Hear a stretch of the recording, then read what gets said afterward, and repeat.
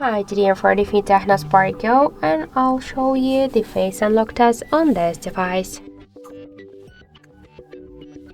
So I just set up my face recognition and now I'll make a couple of tries to unlock the device with my face and we will see how fast this option is and as it works. So let's start. 1, 2, 3, 4, 5. As we could see, the face unlock works here fast and correct, and we just unlocked the device successfully without any problems.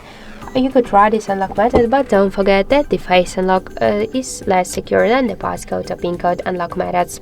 That's it, thank you for watching, and if you like this video, leave thumbs up and subscribe.